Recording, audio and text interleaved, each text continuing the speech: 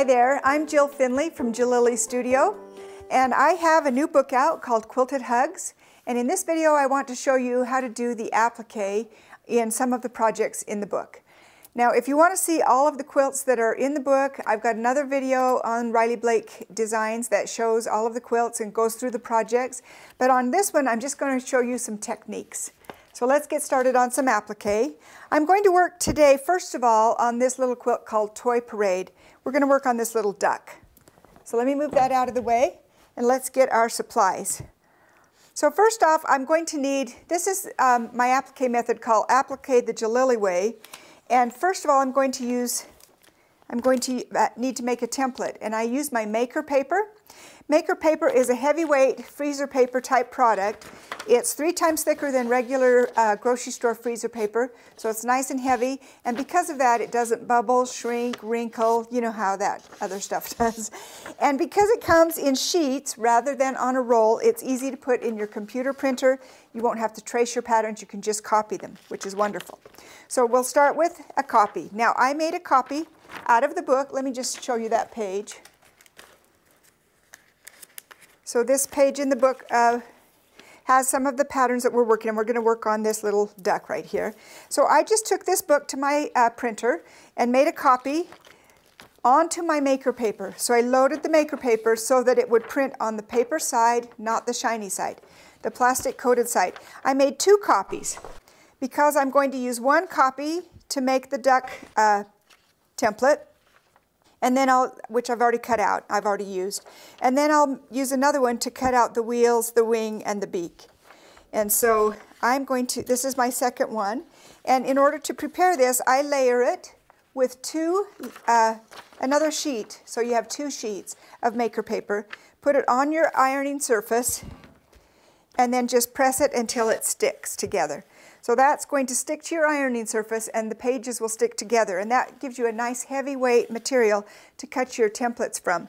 I like using 2 layers. It will work with 1 single layer, but 2 layers just gives you a little bit more stiffness, and it works a little bit better. Plus you can reuse that template many times if you do this. So I've got those fused together, and I'll peel that off. Now you see it comes right off my ironing surface because it's a temporary bond. And now using some paper scissors, I'm going to cut out this wing.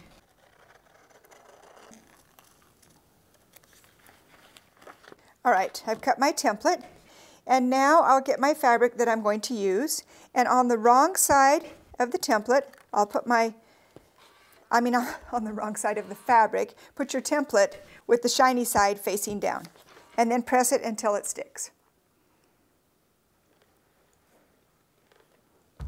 And then, using fabric scissors this time, I'm going to cut out around it, leaving about a 1/4 inch seam allowance all the way around.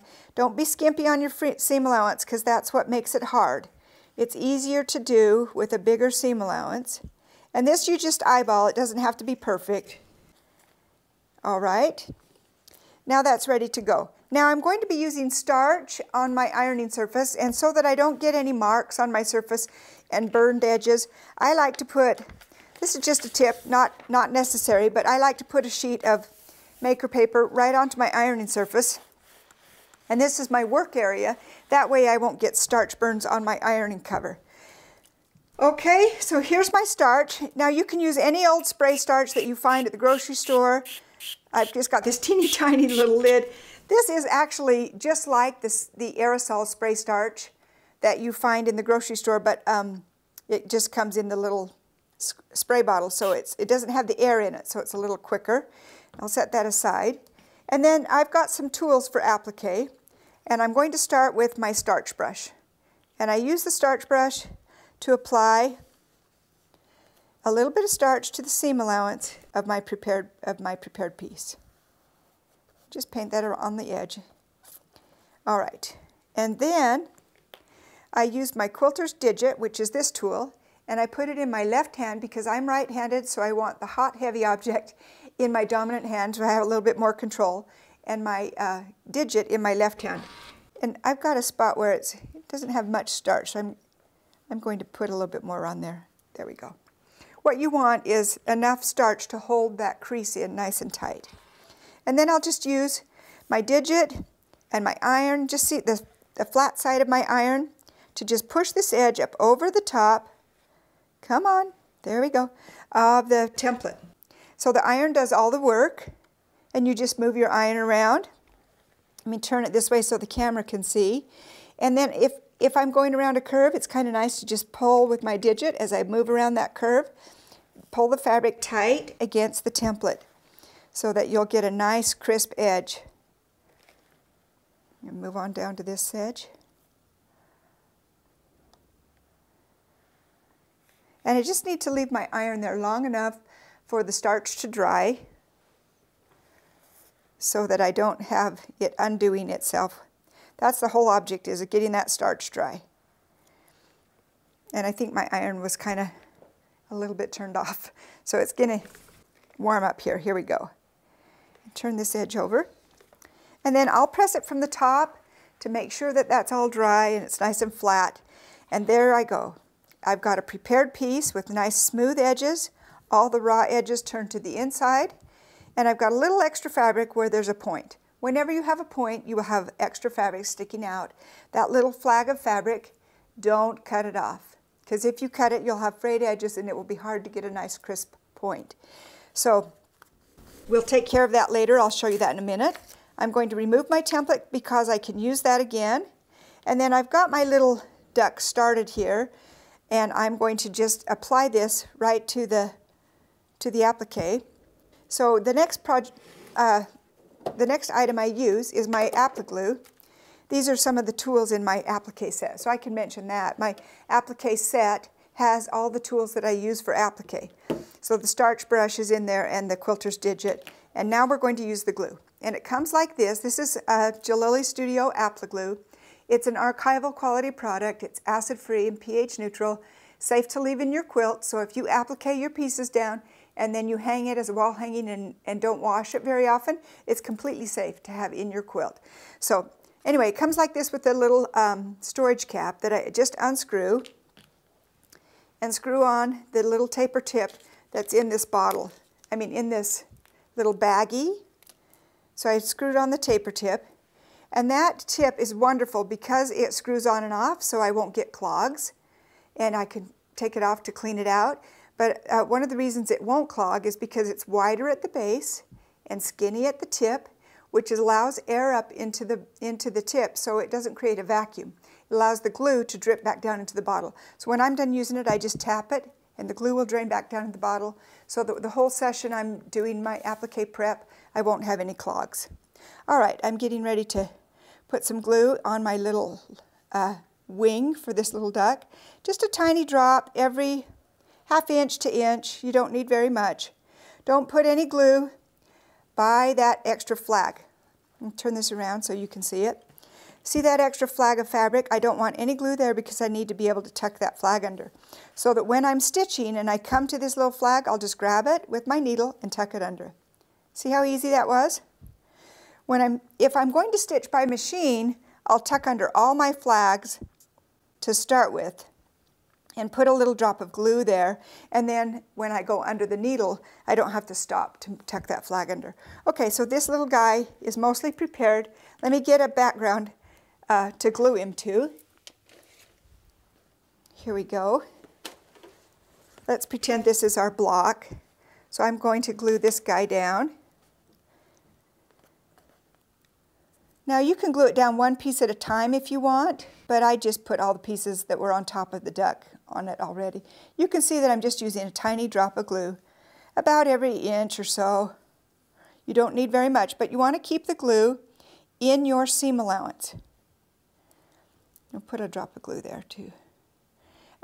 Because you don't want any glue in the main body of your applique piece. You want all the glue in your seam allowance. So that attaches the applique shape to your block. There we go. When you're not using the glue, you can put the little red cap on it to keep it from drying out. And that's going to hold that in place right away. It's very sticky, very tacky, and that allows me to work on it without it coming off or shifting positions. I glue down everything in my block at once, even if it overlaps another piece, because then when I have the block all glued down, all I have to do is have a needle and thread. For example, this quilt on the back wall, that's called Painted Daisies, and that quilt has a lot of overlapping pieces. I glued down the whole block, all the pieces at once. Then I don't waste any time stitching on a piece that is underneath another piece. And plus it's portable, so this is completely portable. You can stitch on it while you're waiting at the pharmacy or at the soccer game or whatever. It makes applique easy, and it makes it faster for me because I can use bits of time that I don't normally use because I'm not sitting at my sewing machine. So that's why I like hand applique. Now you can see that this little beak has some flags sticking out, which I am going to need to tuck under. But I'll do that with my needle, like I said when I'm stitching. See how nice that's going to look. And don't worry about that bulk that's under there. You can see when you tuck the flag under, it's hard to do without stitching. You will have a little extra bulk underneath the piece, but that will be lost in the batting. When you layer your quilt sandwich, that little bulk of fabric that's sitting right at the tip of your point is going to just kind of get lost in the batting. You're not even going to notice it. All right, that gives you beautiful results for applique with, anybody can do this using a template, some spray starch, and then a little stitching either by hand or by machine. Now I do want to mention machine stitching because this quilt back here, I turned all the edges so that I have no raw edges. Let me move the iron so that it's not in your way. So I turned all the edges of these little shapes for these paper airplanes. And because it's a child's quilt, I didn't want to stitch that by hand. I stitched right on the top. I did a little top stitching right on the edge of the applique piece. And that works great too. Or you can do a little invisible stitch. One of the other quilts, I think the little sheep quilt, Little Bo Peep, I did this way. It turned with no raw edges, but I've also done a little stitching right on the edge with a mini zigzag, and you can't even see it. You can't tell the difference between these sheep, the stitching on those, which is done by machine, and the stitching on these. And I know you can't see it, but these are done by hand. It's just whatever method works for you. Now I've got a couple other little pieces I want to show you. This little duck also has some wheels, and I wanted to show you, let me grab my iron, how to do a circle, because some people get hung up on circles. And there's a little technique that I do a tiny bit different. Let me get myself a little bit more starch. So these wheels are quite a large circle. They're not like a tiny little berry, but I'm going to show you the technique I would use for a tinier circle for a little berry. This makes, if you're just starting out and you're just learning, this helps you to have good results on a circle and not have any pleated edges or rough edges. You want nice smooth edges. So the first thing, you notice when I turned that wing, I use the flat side of my iron to push the edge up over the top of the template. On a circle, I'm going to use the tip of my iron just to barely tack the edge up over the top of the template. And I'm going to work around in a circle. I'm not going to go very far, just barely tack the edge up, kind of like a clock face, 12 o'clock, 3 o'clock, 6 o'clock. Now I'm at 9 o'clock, and because this circle is bigger, I'm going to do one more tack in between. And all I'm doing is getting the seam allowance standing up. And that just makes it easier. Now, you'll get to where you're good enough and you don't have to do this part, but this will help you have good results on a circle. So now you can see it's kind of standing up, seam allowance is standing up kind of like a little cupcake paper. And now when I take the side of my iron, you can see how it gathers that in, and I won't have any folds out by the edge. Just push that edge up over. It just gives me a little bit better control. Now you can see that this would be very helpful on a small circle because those are harder to do. And another tip, on a small circle, I would use maybe 3 layers of the maker paper so that you have a really rigid little template in there, and that will help you out. Now also, when you're doing a small circle, you'll be tempted to cut your seam allowance also really tiny. cut your seam allowance always a 1/4 inch or maybe even a little bigger, even if it's bigger than the circle you're working on. Because once you have your edge turned, you can trim that seam allowance down, but it's hard to turn a tiny edge. So now I have a perfect little circle, and I can remove that template and use it again. We'll glue that down right there. And then I've got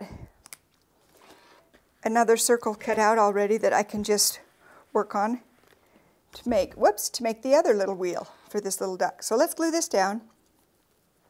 Once again, small drops of glue in the seam allowance only, and then attach it to my little block.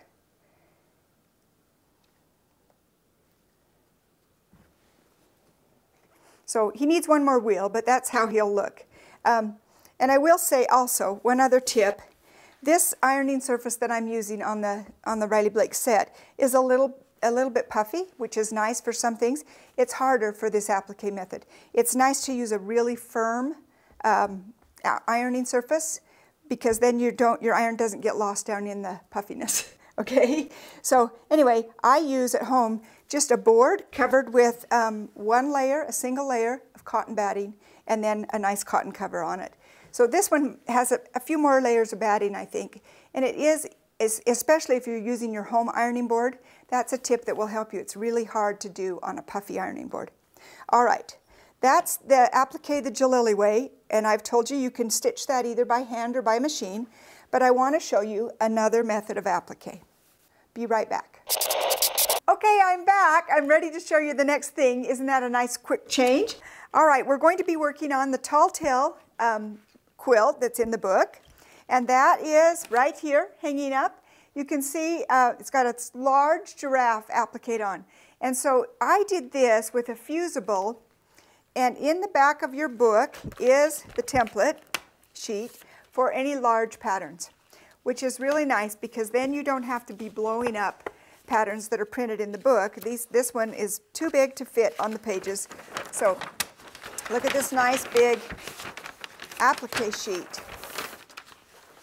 There you go. And you'll put the giraffe together. There's a couple parts of him. Here's his neck. Here's his, I guess that's his body. And then here's his legs over there. So you just tape it, cut it apart, tape it together, and then we're going to trace it onto the fusible. Now, fusible web comes in sheets or rolls that aren't as big as the giraffe. But that's okay, because you can use different little segments for each part of the giraffe. I've just got the head traced on here in order to show you how that's done. Now, you notice that the pattern, once again, sorry, the pattern has the giraffe facing the same way the finished quilt is faced. Depending on what method you use, you may have to flip it and do the reverse. And if that's the case, for what we're doing, I had to flip it because it's fusible. So if you want to do it with needle turn or the Jalili way, like I already showed you, you would do it just exactly like this. But because we're reversing the image with the fusible web, I had to trace the wrong side. And the way I do that is I just will outline this with a Sharpie marker so that I can see through it on the back. Turn it over and trace that. Or you can use a light box, but you're going to reverse the image. I know that's noisy. Let's get that out of the way. Okay, so I've already reversed the image, and I've got it on my fusible web. Now, I do a process called windowing, and this is so that I don't have fusible web under the whole applique shape. Let me go over here and show you. So if I had fusible web behind his whole body, then this shape would be kind of hard and crunchy and not as soft and nice as a soft quilt. So I just window the edge and just put fusible on the very edge where I need it to stick. And that way it remains really soft and nice. So let me show you how to do that. I'm going to take my scissors, and we cut his head off, but that's okay. Pretend he's a real giraffe. And we're going to cut out about, just eyeball it, I don't know, 3/4 of an inch or so around the edge of the shape that you've drawn.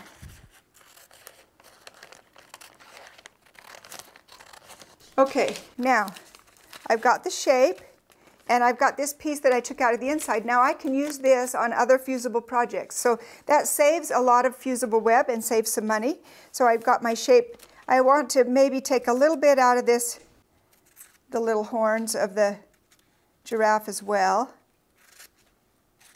It just will keep it nice and soft, and you'll really appreciate that once you get a fusible project done. I don't do a lot of fusible applique, but there is a time and place for it. Sometimes you're in a big hurry, and sometimes it's for a quick project, or somebody maybe that doesn't appreciate all the work that's in hand applique. It's a perfectly fine alternative, just perfectly fine. All right, so that's ready to go. Now, his ears are on here too. I want to cut those off. You notice I haven't cut around the outside of my shape yet, and I'm not going to until I fuse it to my fabric. So here's my fabric. I'm going to fuse it to the wrong side, and now because it has the center cut out, I want to be very careful that I have it laid the right way so that it doesn't make the shape smaller or larger. So I want to make sure I've got it right. And you just fuse, depending on the manufacturer's instructions. This fusible product I was supposed to fuse for about 3 seconds on one side is all.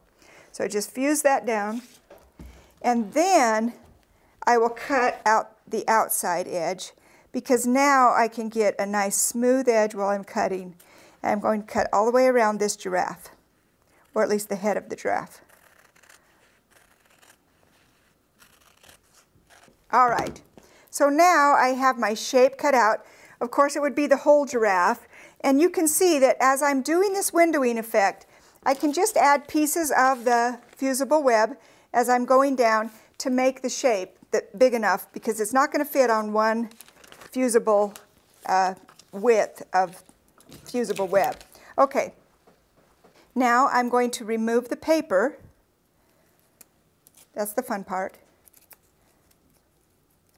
Remove the paper, and the fusy stuff will stay on your project. Just pull this off. There we go. All right, and we can throw that away. And then pretend this is my quilt. So normally your quilt would be the pieced backing that you've already pieced. And you just position it how you want it. Stick it on there. Now I've got him going the right direction. Oh, and I forgot his ears. But at this point, you would have his ears done, and you would stick them underneath before you fuse, so that you can have the ears, the raw edge of the ear sticking underneath, like that. Okay, so we're just going to fuse him like this, pretend he's earless.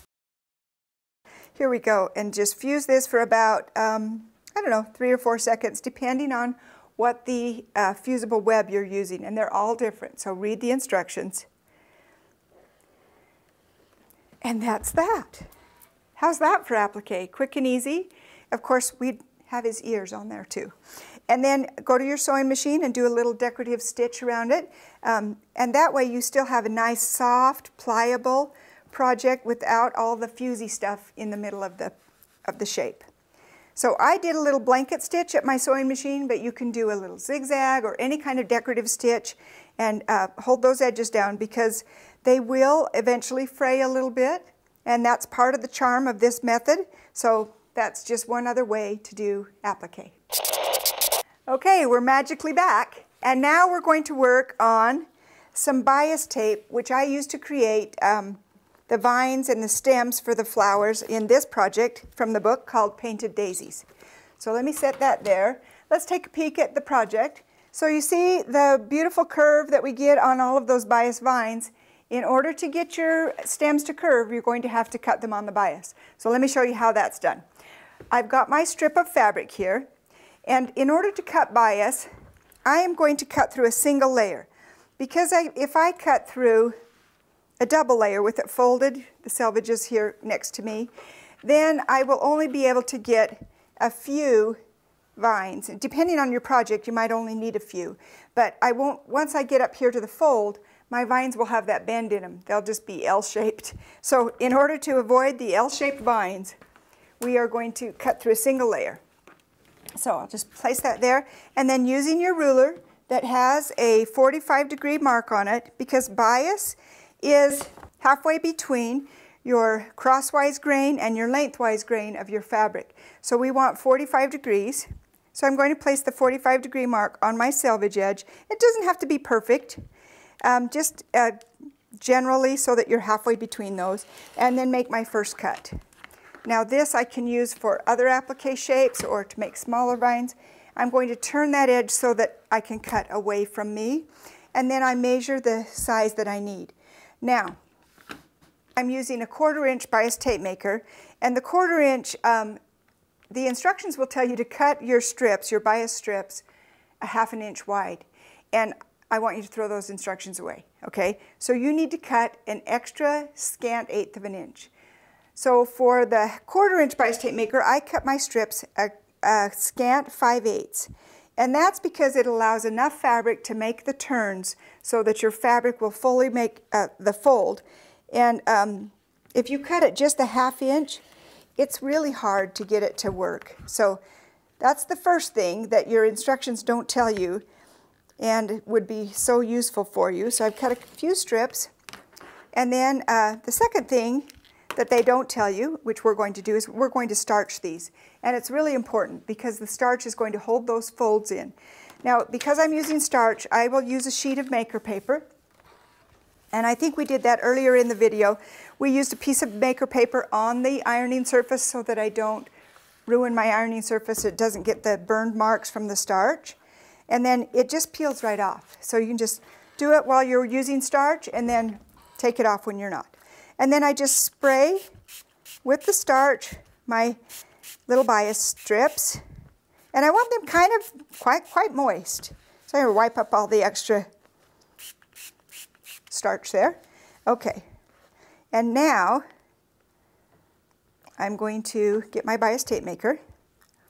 And I take the iron and iron just the last little inch or so of the bias strip so that it won't be wet and wimpy. It'll be nice and firm.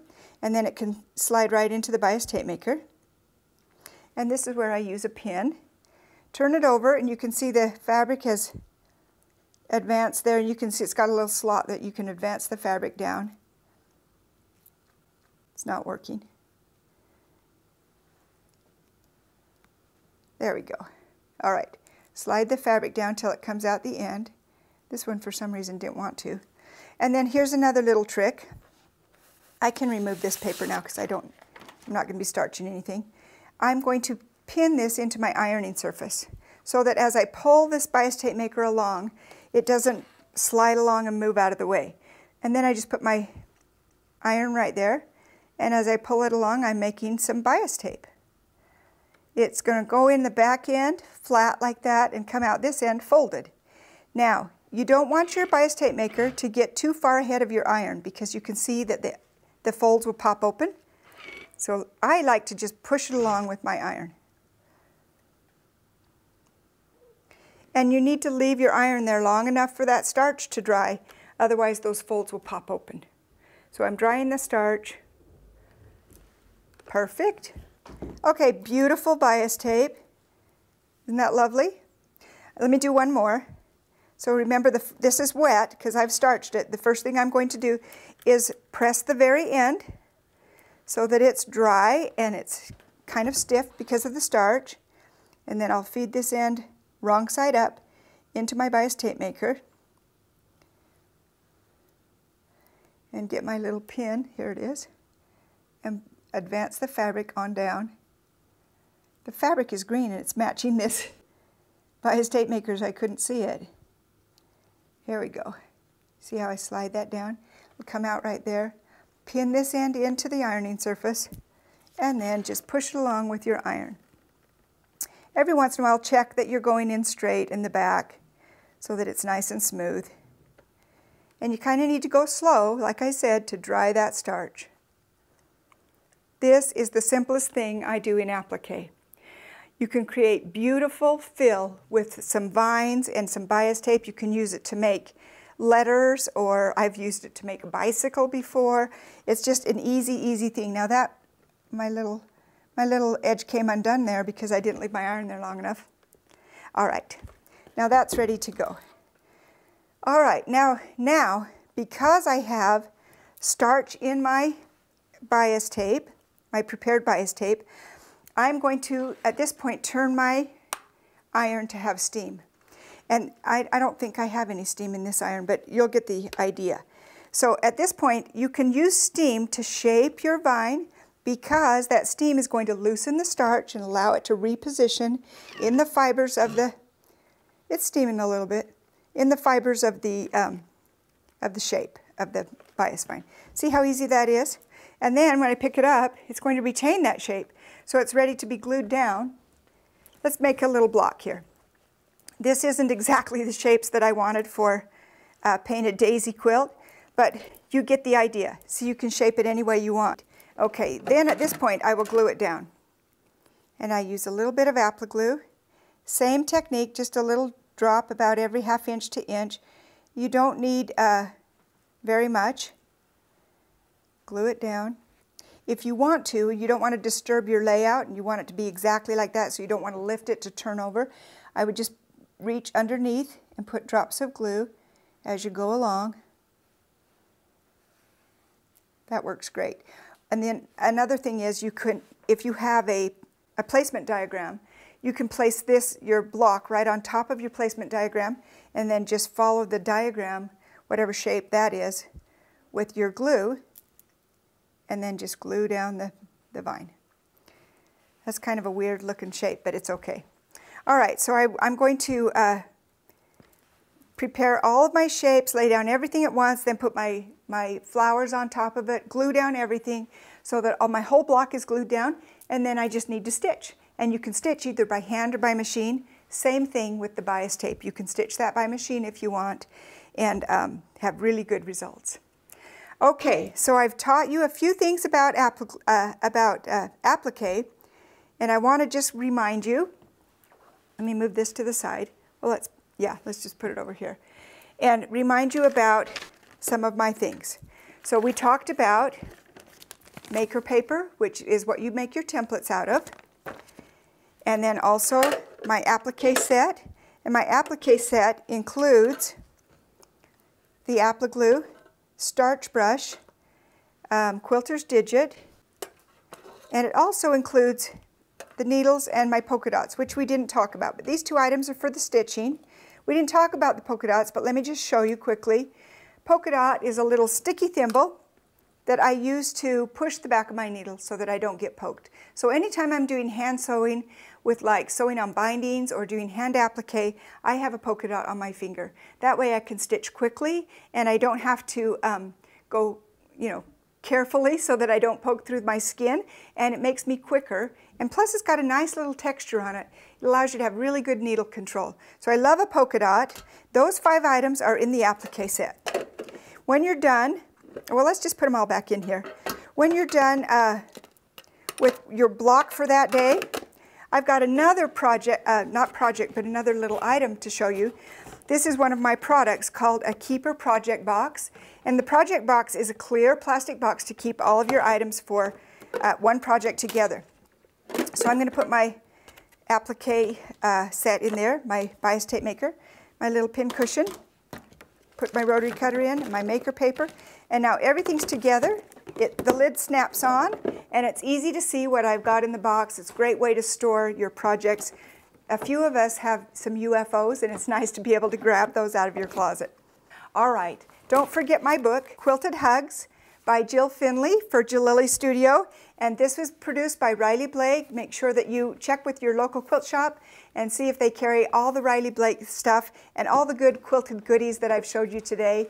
I hope you've enjoyed this. Visit my website if you need more information, jillillystudio.com.